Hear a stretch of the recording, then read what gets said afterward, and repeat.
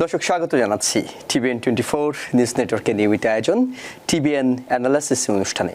আপনাদের সাথে আছি আমি ইহসান জুয়েল। আমরা আজকে কথা বলবো একজন অভিজ্ঞ আইনজীবীর সঙ্গে।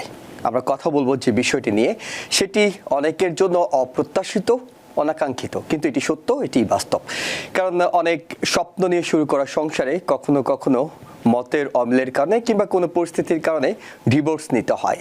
এবং এই ডিভোর্স নেওয়ার প্রক্রিয়াটি, অর্থাৎ তারা দীর্ঘদিন ধরে যেমন একমত হতে পারেননি, ডিভোর্স নেওয়ার প্রক্রিয়ায় কতটা একমত হতে পারেন এবং এই প্রক্রিয়াটি কী ধরনের হয়ে থাকবে। এটি কি নন ফল্ট ডিভোর্স হবে, এটি কি আনকন্টেস্টেড হবে নাকি কন্টেস্টেড হবে, যদি সন্তান থাকে তাদের কাস্টডি কী হবে, ভরণ পোষণ কী হবে, নানা প্রশ্ন।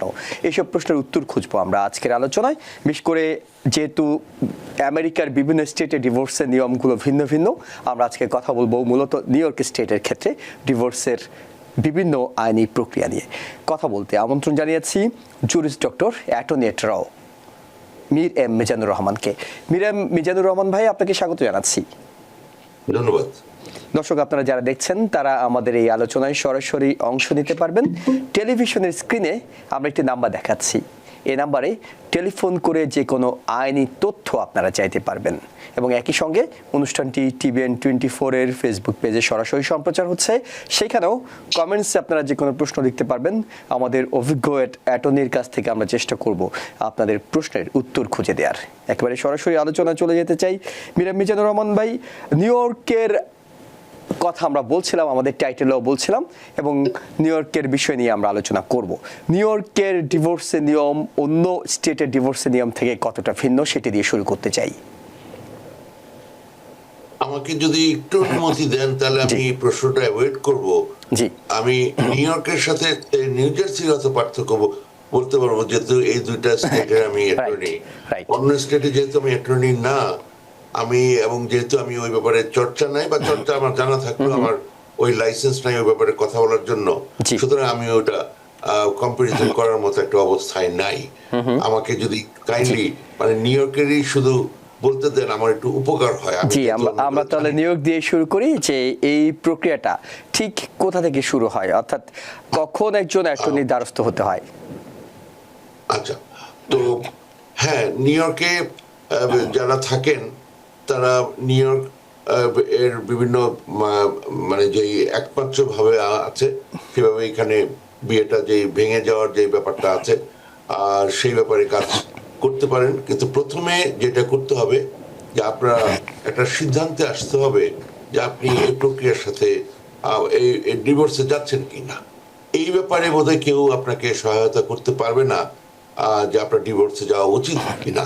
যদিও এখানে কাউন্সেলিং সিস্টেম আছে, সেটা আপনি অবশ্যই তাদের সাথে যোগাযোগ করতে পারেন, কিন্তু অ্যাটর্নিদের সাথে যদি যোগাযোগ করতে হয় তাহলে আপনি সিদ্ধান্ত নিয়ে তারপরে যাবেন। কারণ আমি প্রচুর ডিভোর্সের কাজ করি এবং এটা অত্যন্ত একটা ইমোশনাল একটা ব্যাপার, কিন্তু আমাদেরকে ওই ব্যাপারটার লাইনটা ড্র করতে হয়। হ্যাঁ, আমার কাজ নয় আপনাকে বোঝানো যে না কেন ডিভোর্স করবেন ইত্যাদি, বা কেন করবেন না বা কেন করবেন ইত্যাদি এই ব্যাপারে। তো আমরা একটা মানে খুব কঠিন একটা কাজ করি। কঠিন বলতে বলছে যে ইমোশনলেস একটা ব্যাপার, সে হচ্ছে ব্যাপারটা গেল।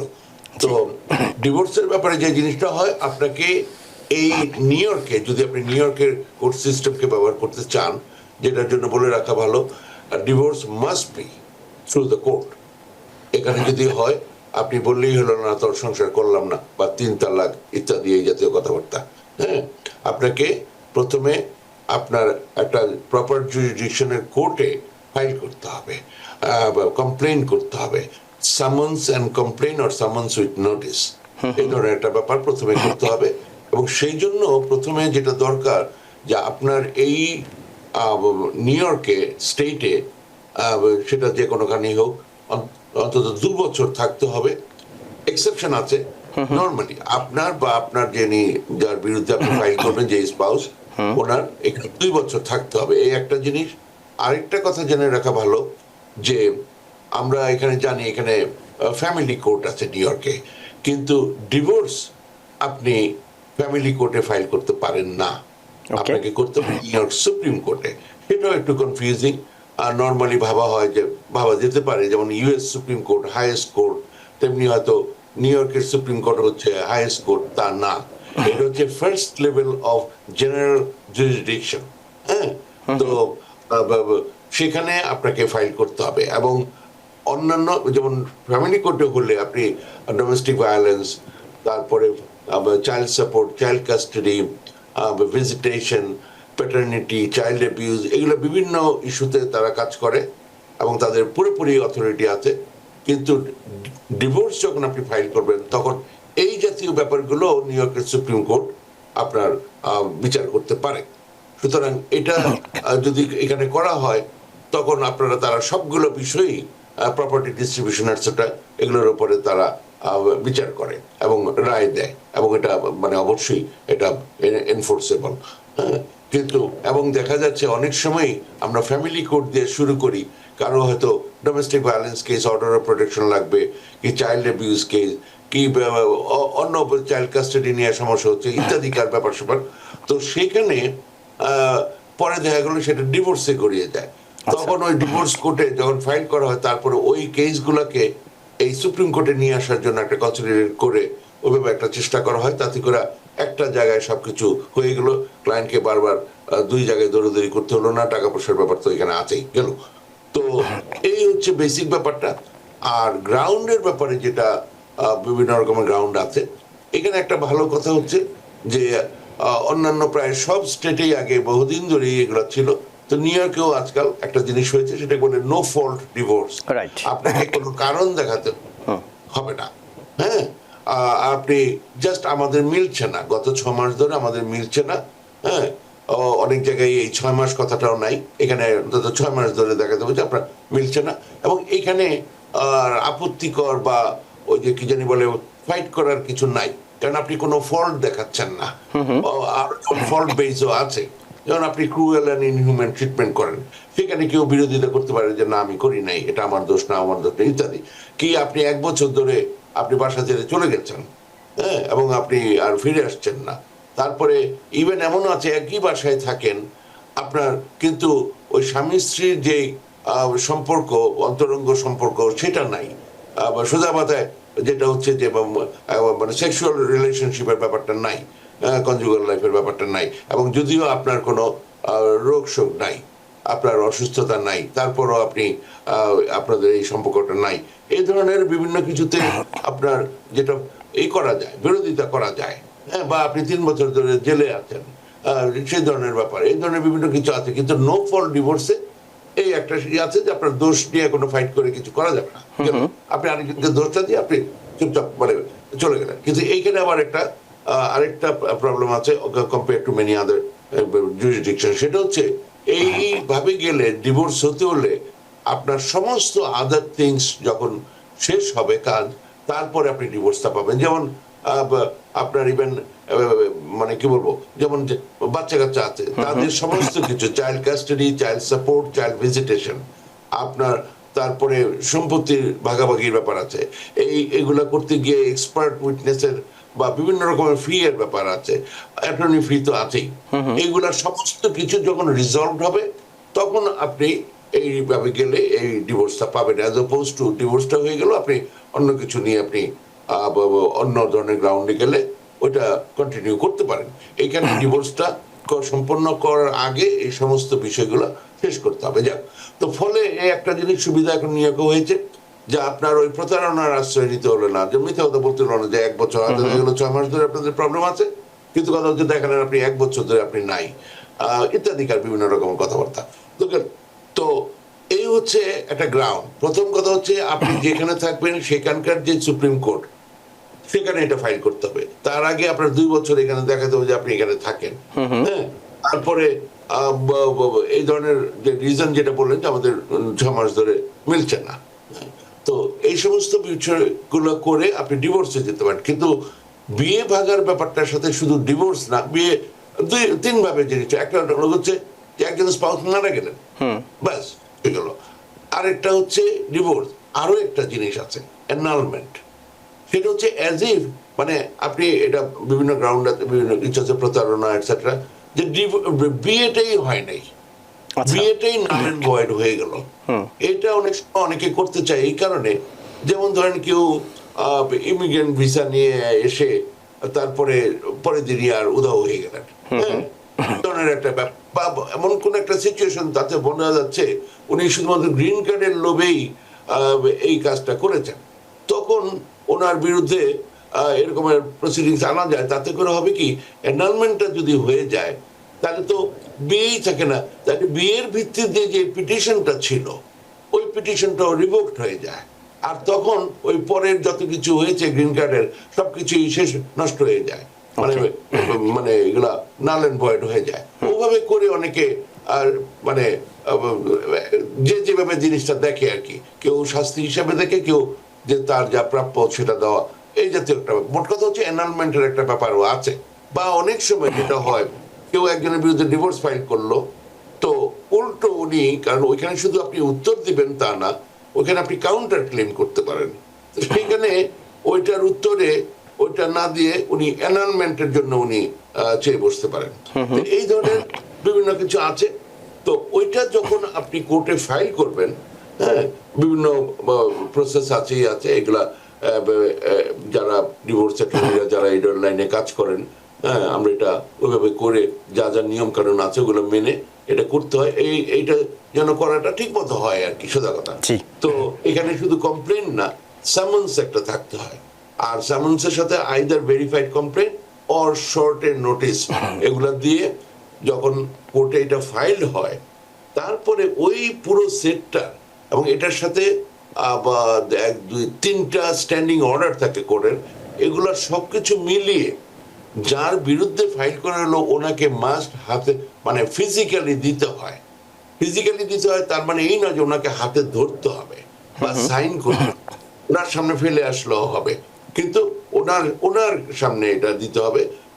এগুলো একটা। আরেকটা জিনিস হচ্ছে, এটা কোনো ইনভেলপে দেওয়া যাবে না, এটা মনে রাখতে হবে।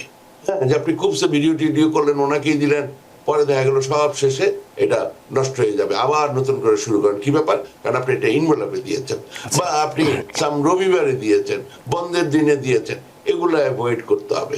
ইভেন দেখা গেল এরকম, আমি ডিভোর্স করেছি, হংকং এ দেওয়া হয়েছে, হ্যাঁ, তো হংকং এ গিয়ে দেখা গেল যেদিন দেওয়া হয়েছে ওই দিন একটা বন্ধের দিন ছিল, আর যায় কোথায় সব কিছু এত কিছু করে টরে, তারপর এটা আবার উদা হয়ে গেল, মানে উদা মানে বাতিল হয়ে গেল, আবার নতুন করে শুরু করো।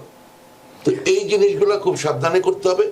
আর নর্মালি নিয়ম হচ্ছে, যে কোনো অ্যাডাল্ট নিউ ইয়র্ক স্টেটের বাসিন্দা উনি এটা সার্ভ করতে পারেন। আপনি মানে যিনি ফাইলটা করবেন উনি ছাড়া, ওনার মা করতে পারে, ওনার বোন করতে পারে, ভাই করতে পারে, দুলাভাই করতে পারে, অন্য যে কোনো বন্ধু বান্ধব করতে পারে, যিনি অ্যাডাল্ট। এগুলো একটা কথা, হ্যাঁ। কিন্তু নর্মালি বেস্ট হলো প্রসেস সার্ভার দিয়ে করা, তাহলে আর ওই যারাও মানে অনেকে যেমন এটার মধ্যে কিছু মানে কিছু ব্যাপার হয়, সেটা হচ্ছে মিথ্যা কথা বলতে পারে, সে দেয় নাই কিন্তু বললো যে আমি দিয়েছি একটা সার্টিফিকেট। আবার উল্টো পক্ষ থেকে বলতে পারে না, আমাকে দেওয়া হয়নি। এখন কে সত্য বলছে কে মিথ্যা বলছে সেটা তো আরেক বিষয়, কিন্তু কথাটা হচ্ছে এই জন্য বেস্ট হলো প্রসেস সার্ভার দিয়ে দেখা। এরা রেজিস্টার্ড এজেন্সি, অবশ্যই পয়সা নিবে, হ্যাঁ, কিন্তু আপনি ওইভাবে করলে তাহলে ব্যাপারটা নিয়ে আর কোনো অ্যাটলিস্ট ঝামেলা কম হবে আর কি। তো এই দিলেন, দেওয়ার পরে যদি নিউ ইয়র্ক স্টেটের মধ্যে ওনার ওই স্পাউসকে দেওয়া হয়, ডিফেন্ডেন্ট স্পাউসকে, তাহলে তার কাছে এটা মনে রাখতে হবে 20 দিন, মাত্র 20 দিন সময় থাকে ওনার উত্তর দেওয়ার। এর মধ্যে যদি উনি ফাইট না করেন, উত্তর না দেন, তাহলে মনে রাখতে হবে এটা ডিফল্ট জাজমেন্ট হয়ে যাবে, মানে জাজমেন্ট ওনার বিরুদ্ধে চলে যাবে। তারপরে যেই বাকি আরো অনেক কাজ আছে ওটা লয়ার করবে, করে এটা ফাইল করে দিবে। কারণ আপনি তারপরে যতই চেঁচামেচি করেন, কিন্তু ওই যে 20 দিনের মধ্যে যদি আপনি উত্তর না দেন, হ্যাঁ, বা কোন লয়ার যদি নোটিস অফ অ্যাপিয়ারেন্স দাখিল না করে, হ্যাঁ, করে যদি আমাদের কাছে সময় চায়, আমরা একটু সময় দেই, মানে এটা একটা কাণ্ড একটা ইস্যুর জন্য। তো মূল কথা হচ্ছে যে 20 দিন সময়, এটা মনে রাখতে হবে। পাওয়ার সাথে সাথে এটাকে গোপন না করে এটাকে ফেস করুন, না হলে আপনার ক্ষতি হয়ে যাবে, আপনার বিরুদ্ধে জাজমেন্ট হয়ে যাবে।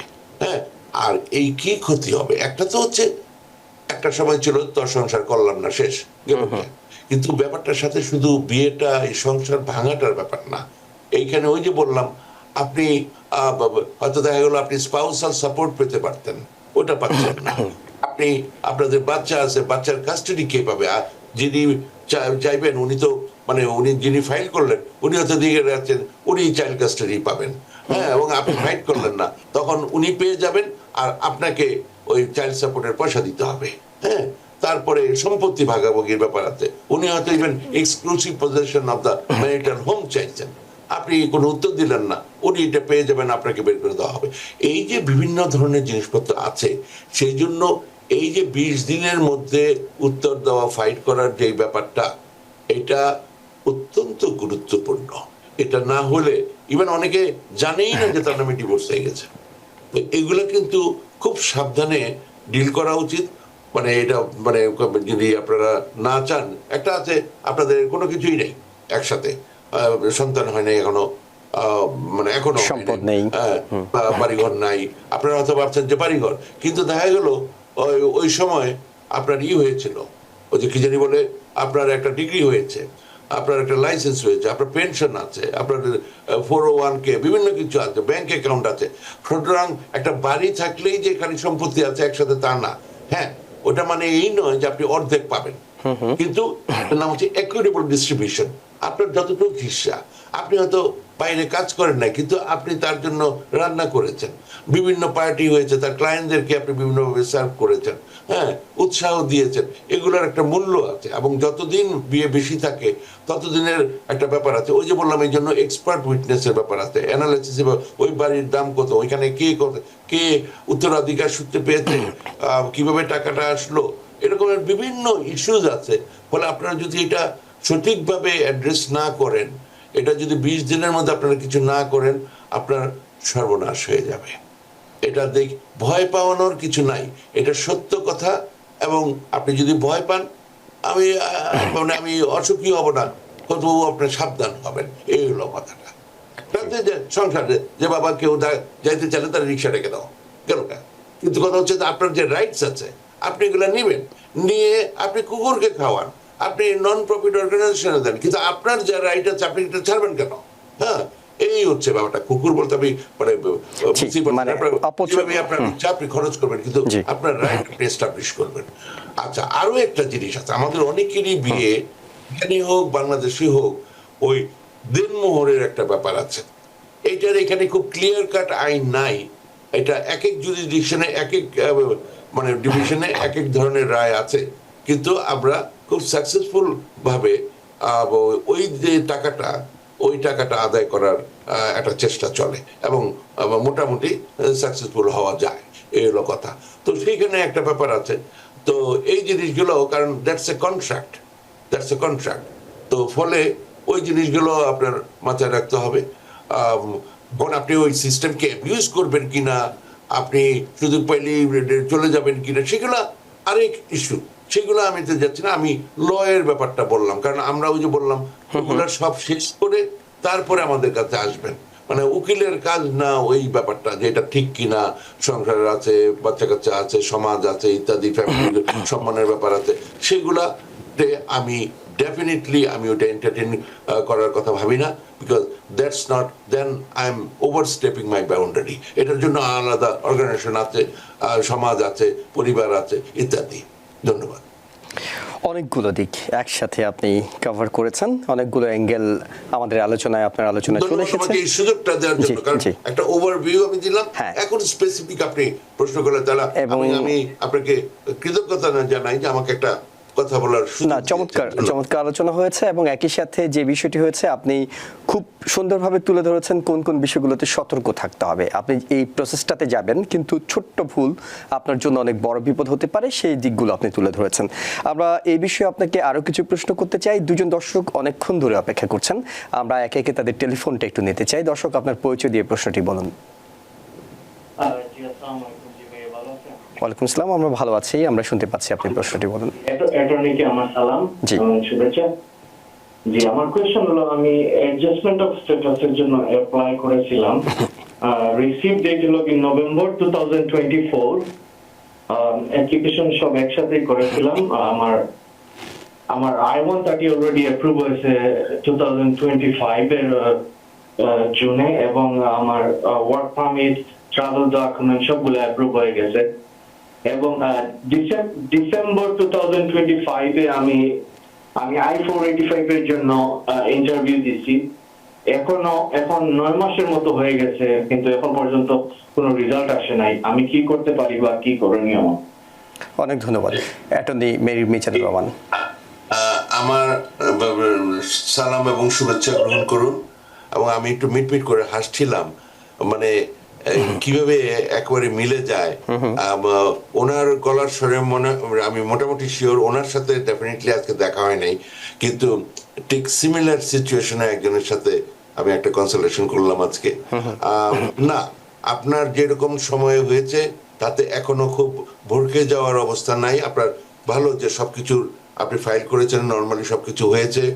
আপনার ওয়ার্ক পারমিট হয়েছে, I-130 অ্যাপ্রুভাল হয়েছে, ইন্টারভিউ হয়েছে, কিন্তু এত বেশি সময় হয় নাই, যার জন্য আমি যেটা করি এই ব্যাপারে সেটা করার মতো সময় এসছে। হ্যাঁ, আপনার খুব ভয় পাওয়ার কিছু নাই। আর আমি যেটা আর কি বলতে নিয়েছিলাম যে আমি যেটা করি সেটা হচ্ছে আমি ওই পত্রতত্র লিখি না, এগুলোকে আমি লাভ লেটার বলি। এগুলোতে করে কোনো কাজ টাজ হয় না। হ্যাঁ, তা আমি ওই যে বলে শেরের উপরে শোয়াশার, আমি ফেডারেল কোর্টের মাধ্যমে তাদেরকে ওই মানে কি বলবো চেপে ধরার মতো একটা ব্যাপার, মানে বাধ্য করা হয় তাদেরকে করার জন্য। তো ওই কাজটা আমি করি। ওইটা করার জন্য আমাকে আবার সাবধান থাকতে হয় যে একটা রিজনেবল টাইম পার হওয়ার পরে এটা করতে হয়। আপনার ওই রকমের খারাপ অবস্থা এখনো হয় নাই, কিন্তু আপনার যেহেতু সবকিছু সুন্দরভাবে পেন্ডিং আছে, এটাও একটা ভালো খবর। হ্যাঁ, আপনি মন খারাপ করবেন না। আশা করি আপনার খুব শীঘ্রই সবকিছু ঠিক মতো হয়ে যাবে। কিন্তু এটা যদি বছরের বছর চলতে থাকে, এটা চলতে দেওয়া যায় না। আপনার রাইট আছে। আবার অনেকে কিন্তু আবার ভয় পায় আমার সাথে এই ব্যাপারে কাজ করতে, যে এতে আবার ওরা মাইন্ড করবে না। তো আপনি এখানে ভিক্ষা যাওয়ার জন্য এগুলো অ্যাপ্লাই করেন, আপনি পয়সা দিচ্ছেন, you have right to get the service. হ্যাঁ, ওই যে বলে না যে আমি চায়া লই না, আমি কায়রা লই, ওইভাবে করে জিনিসপত্র নিতে হবে। কোনো কেউ আপনাকে দিবে না, আপনি করে নিতে হবে, কিন্তু একটু সময় দেন। ধন্যবাদ। জি, আরেকজন দর্শক আছেন টেলিফোনে, ওনার প্রশ্নটিও নিতে চাই। আসসালামু আলাইকুম। ওয়ালাইকুম আসসালাম, আমি শুনতে পাচ্ছি, আপনি প্রশ্নটি করুন। হ্যাঁ, আমার প্রশ্নটা হচ্ছে, আমার বোনের মেয়ে স্টুডেন্ট এন্ড সে ইউএস সিটিজেনকে বিয়ে করতে চাচ্ছে। এখন আমার প্রশ্নটা যে তার কি অ্যাডজাস্টমেন্ট করতে কি বাংলাদেশে বা ইন্টারভিউর জন্য যাওয়া লাগবে না এখান থেকে করতে পারবে? আর সেকেন্ড কোশ্চেনটা হচ্ছে কিরকম সময় লাগে, জাস্ট আইডিয়া। জি, অনেক ধন্যবাদ আপনাকে। অ্যাটর্নি। আমার শুভেচ্ছা দিবেন। এবং আমি সেকেন্ড প্রশ্নের উত্তর প্রথমে দেই। সেটা হচ্ছে আমি এই ধরনের প্রশ্নের উত্তর দেই না, এবং আপনিও খোঁজার চেষ্টা বন্ধ করেন। এটা কতদিন লাগবে আপনার কন্ট্রোলে যেটা আছে, আপনার উকিলের কন্ট্রোলে যেটা আছে, সেইটা তাড়াতাড়ি করলো কিনা, সঠিকভাবে করলো কিনা, সেটা হচ্ছে আমাদের কাজ। হ্যাঁ, তারপরে যেটা গভর্নমেন্টের হাতে, ওটার উপরে আমাদের কোনো হাত নাই। ফলে ওইখানে কান্নাকাটি না করে, বা আল্লাহ ভাই বোনের জন্য করলে নাকি 12 বছর 15 বছর লাগে, দেখা গেলো এই ভয় পাইতে পাইতে 6 বছর গেছে গিয়া। তো ওগুলো না করে আপনি অ্যাপ্লাই করে দিয়েছেন বা করবেন। হ্যাঁ, যিনি স্টুডেন্ট আছে ওনার স্বামী, সরি ওনার spouse, I take it back, মানে আমি ওনার স্পাউস অ্যাপ্লাই করবে, ওটা করে দিয়েছেন। সুতরাং ওই ব্যাপারে আচ্ছা, এখন কথা হচ্ছে যে অ্যাডজাস্টমেন্ট অফ স্ট্যাটাসের ব্যাপারটা কি। আপনার প্রশ্নের বক্তব্যের মধ্যে এটার উত্তর আছে। উনি F1 স্টুডেন্ট, মিনিং উনি ভর্তি টর্তি হয়েছে, ওটার একটা বড় ব্যাপার আছে, ওটাই সবচেয়ে কঠিন কাজ।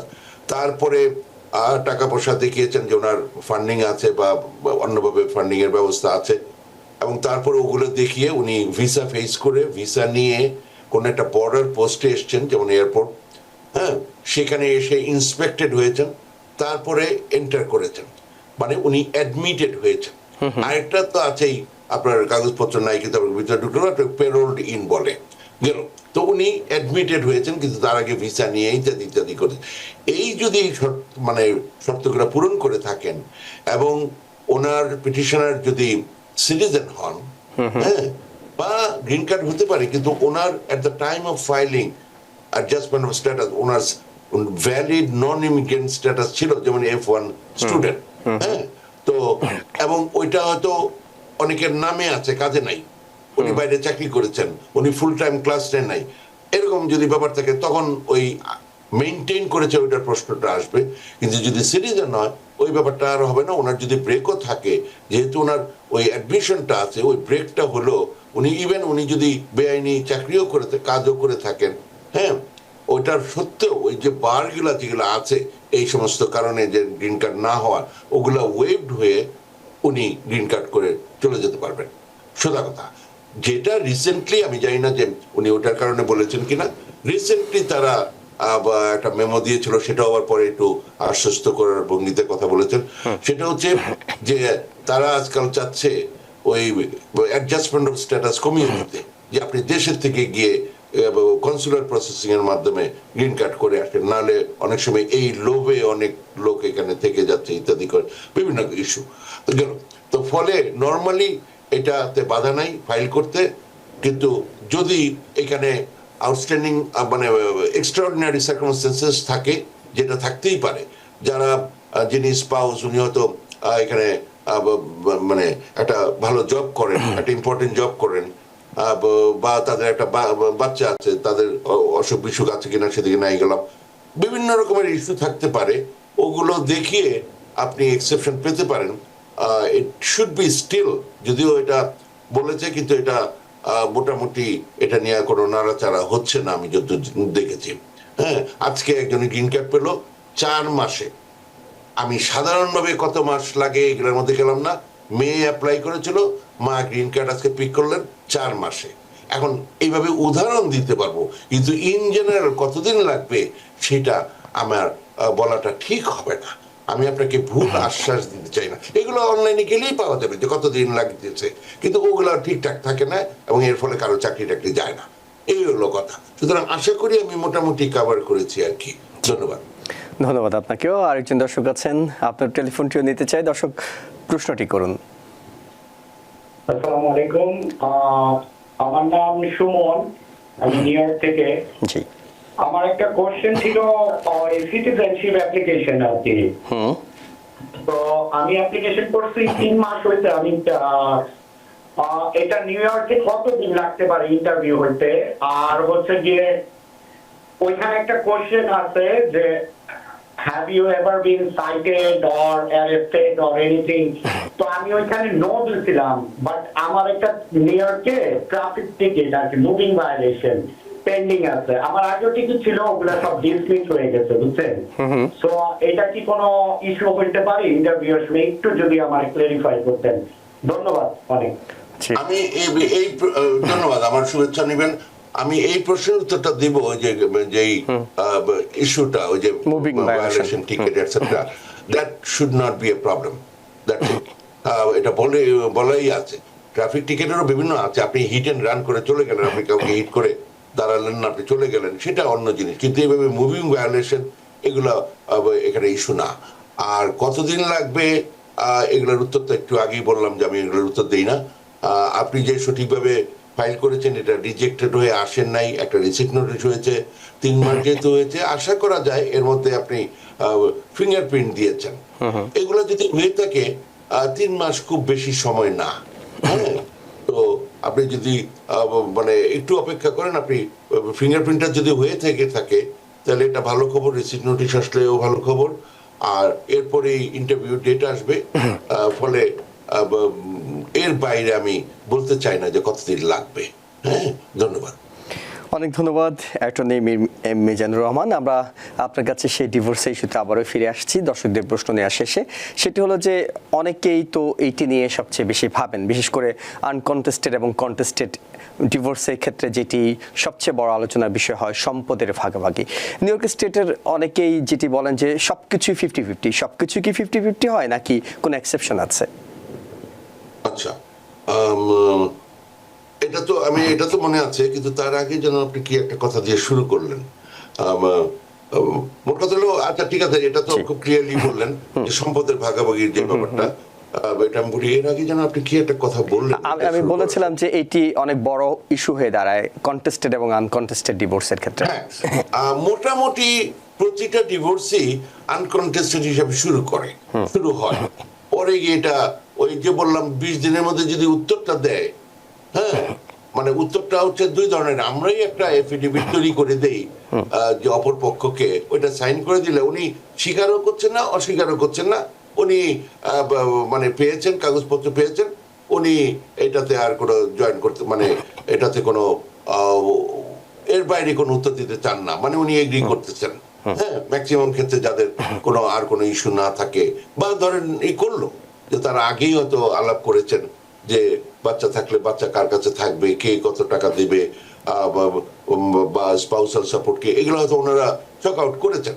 হ্যাঁ, সবসময় এরকমের খুব সুন্দরভাবে ডিভোর্স হয় না, ওইটি নর্মাল, কিন্তু কথা হচ্ছে তারপরে হয়তো এরকম ব্যবস্থা থাকে। তো ওই এফিডেভিট যদি উনি সিগনেচার করে দেন তাহলে আর এই 20 দিন অপেক্ষা করতে হয় না। আপনি তারপরের দিনই, মানে এমনও দেখা গেছে আপনি আজকে ফাইল করলেন, আজকেই এই কাগজটা উনি সিগনেচার করে দিলেন যে এই এফিডেভিট আমরা তৈরি করলাম। ইভেন মানে অনেক সময় খুব দ্রুত মুভ করতে হয়, কারণ পরিস্থিতি এরকম হয়, এরকম অনেক সময় অনেকের হয়, তারা চায় যে মানে যত তাড়াতাড়ি, ইভেন ওই দিনের মধ্যেই আমরা বাকি যে যা কাজ করার ওগুলো করার মতো একটা অবস্থায় চলে যাই, সেটার জন্য definitely different fees and other things হয়। এগুলো একটা কথা। সুতরাং প্রচুর কেসই এটা আনকন্টেস্টেড শুরু হলো, পরে গিয়ে কন্টেস্টেড রূপান্তরিত। অনেকেই ইভেন থাকে উনি যেমন ডিভোর্সটা চাচ্ছেন না, ফলে নর্মালি আবার ওই যে যেটা বললাম যে উনি কোনো দোষ দেখায় নাই, ফলে ওইখানে তো বিরোধিতা করতে পারছে না, কিন্তু বিভিন্ন ভাবে ওই ডিভোর্সটা ঠেকায় রাখার জন্য ওইটাই ওনারা চান। হ্যাঁ, ওইটাই ওনারা চান, মানে শান্তি দিবে না, মানে ধরেন এই ধরনের একটা চিন্তা থাকে গেল, বা মানে কোন দিন হয়তো মনে করবে যে ঠিক আছে আমরা আবার একসাথে হয়ে যাই, সেই ভালো চিন্তায় হয়তো অনেকে, কিন্তু কথা হচ্ছে যে ওইরকম করে। তারপরে ধরেন কেউ একজন অ্যানালমেন্ট চাইলো, হ্যাঁ, কিন্তু দেখা গেল উনি অ্যানালমেন্ট পাবে না। হ্যাঁ, এর থেকে আপনি ডিভোর্স নিয়ে চলে যান, আপনার তো মেইন কাজ হচ্ছে এখান থেকে মুক্তি পাওয়া। না, ওটা করবে না, না করে আমার এই ক্লায়েন্ট হয়েছে, দেখলাম যে আবার চলে গেছে অন্য লয়ারের কাছে, কারণ তাকে কিছু একটা করবে। এখন অ্যানালমেন্ট খুব মানে যেভাবেই হোক অনেক কিছুই আছে যেটা আমার বিবেচনা হয়তো এটা রাইট থিং টু ডু না, তো এটার জন্য বেস্ট হলো সামহাও এটা অন্যের সাথে মানে অন্য অফিসে ডিল করা, ওইটাই হলে ভালো হয় আমাদের জন্য আর কি। হ্যাঁ, কারণ অনেক সময় মানে ক্লায়েন্ট যে চাবে আর সেটাই আমাদের করতে হবে, সেটাও আমি করব না গেল। তো ফলে অনেক কিছু আছে, আপনাদের চিন্তা করতে হবে যে আপনারা অ্যাকচুয়ালি কি চান। হ্যাঁ, যে কারণ এগুলা যতদিন চলতে থাকবে, এটার জন্য যে আপনার এই মানে মাথার চুলকাবে, ইত্যাদি করবে, ঘুম হবে না, তারপর ওরে দেখানো ওরে এইগুলার কিন্তু একটা এই সাফারিংস এর একটা পয়সার দাম আছে, একটা কোয়ান্টিটি অ্যানালাইসিস করা যায়। আমি মনে করি আপনি 19 নিয়ে চলে যান, 20-এর জন্য ফাইট করেন না। হ্যাঁ, কিন্তু এটার জন্য আবার আমি কেস টেস পাই না, এটা কি লয়ার দেখা নিবো, চাইরা নিবো, এরকম এরকম না, মানে জাহাবাজ না, তাহলে তো কি লয়ার হলো, আমি দেখে নিবো গেল। তো ফলে তারা যদি চলে যায় সেটা মানে আমি শুধু বলতেছি ওগুলা যে আমি জানি না তা না, কিন্তু কথা হচ্ছে এগুলো যে করবেন, করে তারপরে ইন দ্য লং রান পরে আপনি গালি দিবেন লয়ারকে, এই করে একটা আমার উকিলের সব পয়সা লোকেশন রয়ে গেলো, এটি করলো। হ্যাঁ, তো ফলে আপনারা যদি ডিভোর্সের মানে যে মন খারাপ থাকে এটি করতে মানে ওইটা অবশ্য তার নিজস্ব চিন্তাধারা, উনি কি করবেন, কিন্তু কথা হচ্ছে যে এইটা প্রথমে অন্তত আমি চেষ্টা করি যে আপনার কিভাবে মানে কন্টেস্টেটে গিয়ে আলটিমেটলি কি হবে। এই যে বাচ্চা কাচ্চা নিয়ে এত ফাইট হয়, কদিন পরে বাচ্চা যদি হাঁটার শুরু করে ওই বাসায় যাওয়ার, আপনি কি ঠেকায় রাখবেন বা এটা ঠিক হবে কিনা? আমাকে জাজ আমি একবার চ্যালেঞ্জ করলাম যে এই কোর্টে ওনার মানে জুরিসডিকশনই নাই, মানে মা বাচ্চা নিয়ে টেক্সাসে চলে গেছে, যেটাকে হাজবেন্ড বলতেছে পালায়ে গেছে, তাকে ধরে নিয়ে আসছে। হ্যাঁ, অর্ডার টু শোকজ করা হলো, আমিও নিয়ে আসলাম। মা মানে আমাকে টেক্সাস থেকে সামাও অন্য লয়ারে যোগাযোগ করলো, আমি তাকে রিপ্রেজেন্ট করলাম, করে বললাম এই কোর্টের এই জুরিসডিকশনই নাই, সে টেক্সাসের জুরিসডিকশন তা। তখন জাজ আমাকে বুঝাইলো, দেখো আমি রায় কি দিব সেটার থেকে বড় কথা হচ্ছে যে এই যে এগুলা করলে মানে উনি আমাকে মোটামুটি মেনে নিতে বললো যে আমার কাছে জুরিসডিকশন দাও, কারণ এখানে ডিভোর্সটা হলে 21 বছর পর্যন্ত চাইল্ড সাপোর্ট পাবে, টেক্সাসে হলে 18 বছর। এই যে বিভিন্ন কিছু আছে, হ্যাঁ, এবং আমি মোটামুটি ওনার থেকে পেলাম যে আমরা ডিভোর্সটা পাবো, মেয়ে তার অনুযায়ী পাবো, চাইল্ড সাপোর্ট চাইল্ড কাস্টাডি গেলে পাবো। তখন আমরা এটা এরকম মেনে নিলাম। তো এইরকমের অনেক কিছুই এগুলো যতটা পারা যায়, কারণ দুদিন পরেই এই যে বাচ্চার বার্থডে হবে, বাচ্চার পড়াশোনা, বাচ্চা একটা অসুস্থ হলো, এগুলা you are never done with other party. তো এই যে ঝগড়াঝাটি এগুলা করে, হ্যাঁ, আপনার যে এই যে সারা জীবনের জন্য একটা সৃষ্টি করা, মানে ভয়ঙ্কর একটা পরিবেশ সৃষ্টি করে রাখা, এটা কয়দিন পরে দেখবেন আপনারা হাসবেন বা আপনি কষ্ট পাবেন, যেটা আপনি কেন করতে গেলাম। ওই মানে হঠাৎ ওই সময়ের উত্তেজনা এগুলো অনেকে অনেক কিছু করে, পরে দেখা যায় কাজ করে না। তো ফলে এগুলো একটু সাবধানে করলে, বিশেষ করে যাদের বাচ্চা আছে ওগুলা মানে তাদের স্বার্থে, কারণ এই চিলড্রেন নিয়ে কথা বলতে গেলে best interest of the child, এটা হচ্ছে ক্লিয়ার স্ট্যান্ডার্ড, এই হচ্ছে ব্যাপার। এই ব্যাপারে আপনারা একটু কাইন্ডলি যদি সতর্ক থাকেন, এটা দুজনের জন্যই ভালো হয়। কারণ অর্থনৈতিকভাবে আপনাদের যদি সয় সম্পত্তি থাকে, আপনারা অনেক লয়ারে আছে চাবি এগুলো চলতে থাকো, কারণ এগুলো বিক্রি কিনি করে প্রথম পয়সা দিতে হবে লয়ারে, এটা আইন। তো ফলে এই যে আপনারা পয়সা কিনে নষ্ট করবে, এটা আপনার বাচ্চার পিছনে খরচ করতে পারতেন, আপনারা নিজে একটা খরচ করতে পারতেন। ফলে এগুলা একটু কাইন্ডলি যদি এগুলো তাড়াতাড়ি শেষ করে আপনারা নিজের পথে হাঁটেন, হ্যাঁ, তাহলে এটা ভালো হবে, হ্যাঁ, ক্ষতি হবে না। হ্যাঁ, আরেকজনকে দেখে নিব টেকে নিব এগুলো করে পরে হয়তো নিজে দেখবেন যে এটা আমি কি করতে গেলাম, এগুলো। আচ্ছা, তো আপনারা যদি কাইন্ডলি ইকুইটেবল ডিস্ট্রিবিউশনের 50-50 আপনি যেটা বলছিলেন যে 19 নিয়ে চলে যাও, it is not 50-50, it's called equitable distribution, meaning আপনার একটা বাড়ি করেছেন, এটার পিছনে ধরেন আপনি একাই চাকরি করেন বা ব্যবসা করেন, আপনার টাকার সেই সবকিছু হয়েছে, কিন্তু তাই বলে আপনি আবার পুরোটা পাবেন তা না। কারণ ওই যে আমি একটু আগে বলেছি যে আপনার যে আরেক স্পাউস যার বিরুদ্ধে আপনি ডিভোর্সটা ফাইল করছেন, বা যেই মানে যে দুজনের মধ্যে কথা হচ্ছে আর কি, হ্যাঁ, উনি আবার অন্য সার্ভিস দিচ্ছেন, ওইটার জন্য হয়তো টাকা পাওয়া যায় না, কিন্তু ওই সার্ভিসের একটা মূল্য আছে, হ্যাঁ। তো ফলে ইটস নট লাইক আপনি 50% বা আপনি 90%ই পাবেন, এই জাতীয় ব্যাপার না। ওকে, একেবারেই পজিটিভ একটা বিষয় আপনার কাছে জানি, যেটি আপনার আলোচনা কিছুক্ষণ আগে উঠে এসেছিল, যে দুজনেই হাজব্যান্ড ওয়াইফ তারা মনে করেছে তাদের ডিভোর্স লাগবে, কোনোভাবে একসঙ্গে থাকা যাচ্ছে না।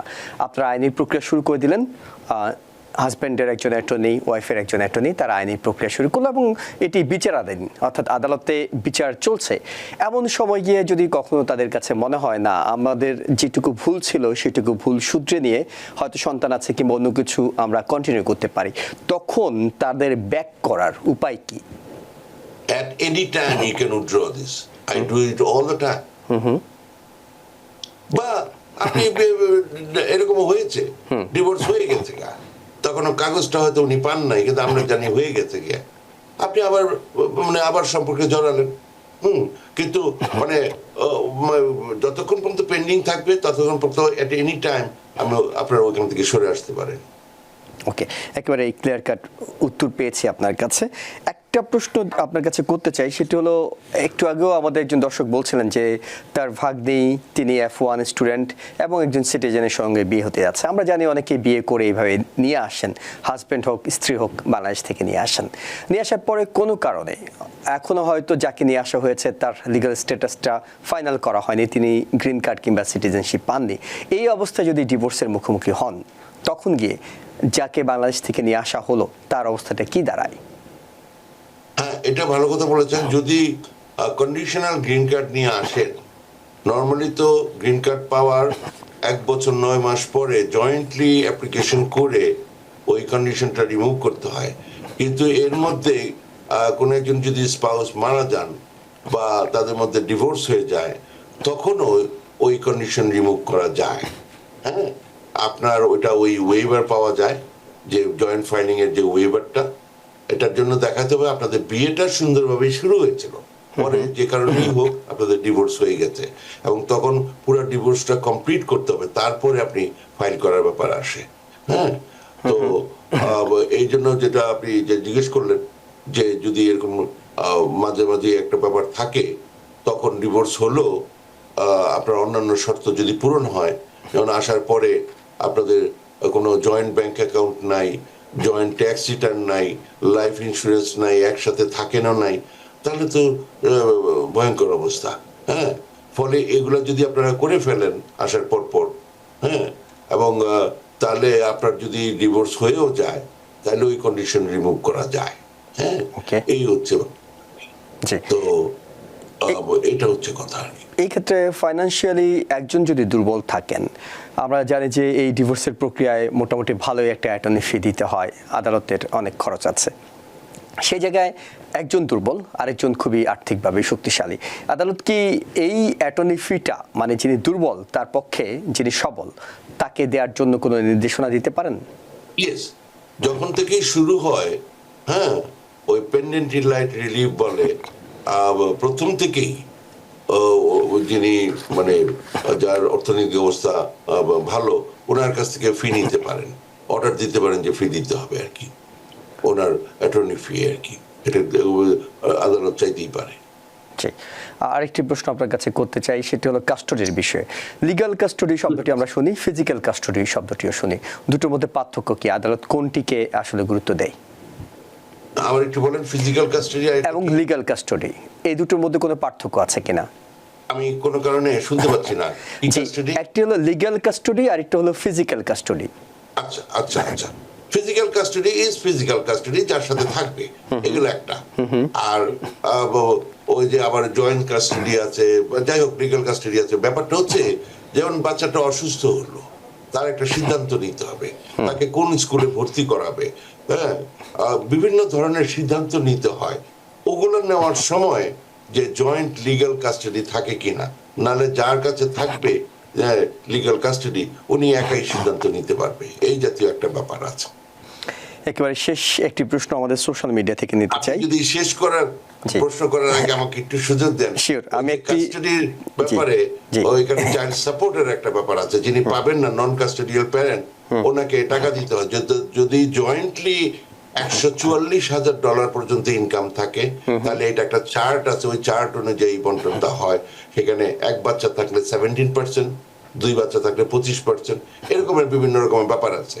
তো এটা একটু টুকটাক জানলে ভালো হয় আর কি। এটার জন্য বুকলেট পাওয়া যায়, কত দিতে হবে ইত্যাদি আর কি। আপনি কাইন্ডলি কন্টিনিউ করেন। জি, আমাদের সোশ্যাল মিডিয়া থেকে একটি প্রশ্ন নিতে চাই। এইখানে প্রশ্ন করেছেন একজন দর্শক, বলছেন বাংলাদেশে বিয়ে, American citizen, green card holder দুটোই তিনি লিখছেন যে বিয়েটি বাংলাদেশে। এখন তিনি জানতে চান তাদের ডিভোর্স কি বাংলাদেশের আইনে হবে নাকি আমেরিকার আইনে হবে? যেখানে থাকবেন সেখানকার আইনে হতে হবে। আমি বাংলাদেশে যেহেতু লয়ার না, আনফরচুনেটলি আমি মানে বা আমি জানি কিনা সেটা প্রশ্ন না, আমি ওইখানকার ব্যাপারে বলবো না। যে এখানে থেকে বাংলাদেশ থেকে কাগজ আনা এটা কতটুক মানে লিগাল, এটা বাংলাদেশে যারা এখানে অনেকেই প্র্যাকটিস করেন, যারা হয়তো বাংলাদেশেও লয়ার ছিলেন, ওনারা ডেফিনেটলি জানেন। তো আমি না, ফলে আমি এটা বলবো না। কিন্তু ব্যাপারটা হচ্ছে আপনারা ওই যে যেটা বললাম যে একটা জুরিসডিকশন, নিউ ইয়র্কে কোর্টে ফাইল করতে হলে ওখানকার এখানে 2 বছর থাকতে হয়। এই যে রেসিডেন্সির যে ব্যাপারটা, এটা একটা ইস্যু আছে। তারপরে ডিউ প্রসেসের একটা ব্যাপার আছে। আপনি ওই যে ফাইল করলে যার বিপক্ষে ফাইল করছেন ওনাকে মাস্ট জানাতে হবে। এই জাতীয় ব্যাপারগুলো যখন এখানে কন্টেস্ট করা হবে, তখন কোন কোর্সটা কতটুকু টিকবে সেটা একটা ইস্যু। যে আপনি যদি এখানে বসে হঠাৎ দেখা গেলো আপনার কাছে একটা কাগজ এসে গেছে, ডিভোর্স ফাইল, তো ওইটা ওইখানকার আইনে যদি স্বতঃসিদ্ধ থাকে, হ্যাঁ, এটা এখানে কোর্ট দেখবে। কিন্তু আপনি যদি এখানে থাকেন, আপনি এখানে ডিভোর্স করেন, যেখানেই আপনার বিয়েটা হোক, আপনি বাংলাদেশেই হোক, আলাবামাতেই হোক, ব্রাজিলে হোক, আর সৌদি আরবেই হোক, যে কোনো জুরিসডিকশনে যদি লিগালি বিয়েটা হয়, সেটা অন্য যে কোনো জায়গায় এটা চলে। এভাবে করে যুগে যুগে হাজার হাজার লক্ষ লক্ষ মানুষ এই দেশে এসছেন। হ্যাঁ, এগুলো একটা। কিন্তু বাংলাদেশে কি বিয়ে হয়েছে বলে বাংলাদেশেই ডিভোর্স করতে হবে, এটা আদৌ সত্য না। বা এখানে এসে আবার বিয়ে করতে হবে, সেটাও সত্য। এই হচ্ছে ব্যাপারটা। অনেক ধন্যবাদ। এবং দর্শক, আশা করি আপনার প্রশ্ন উত্তরটি পেয়েছেন। অ্যাটর্নি মীর মিজানুর রহমান, আমরা শেষ 1 মিনিট সময় আপনাকে দিতে চাই। এটি হলো যারা ডিভোর্স প্রক্রিয়ার মধ্যে আছেন কিংবা ভাবছেন, তাদের জন্য যদি আপনার কোনো পরামর্শ থাকে। জি, এগুলো সবই আমি স্পেসিফিক, এটা আমার মনে হয় আমি শুধু প্রশ্নের উত্তর বা স্পেসিফিক সিচুয়েশন অনুযায়ী দিলে ভালো হয়।